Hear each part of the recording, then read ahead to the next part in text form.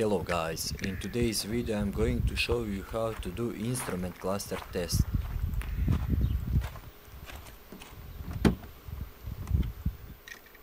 You simply insert the key inside and turn the ignition on.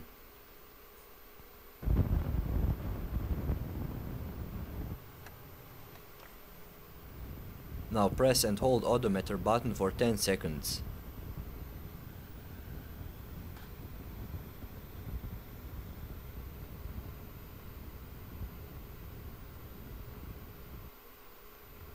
This is your VIN number. It contains 5 digits. In my case they are 1, 8, 0, 6 and 5.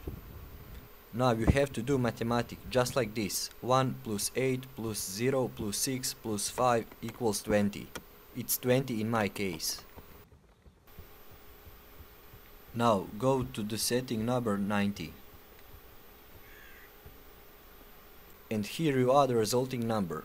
It's number 20 in my case. In your case it will probably be some another number.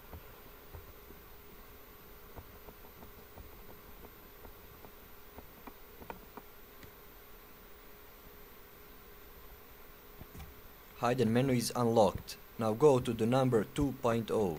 So basically this is test for your dashboard lights.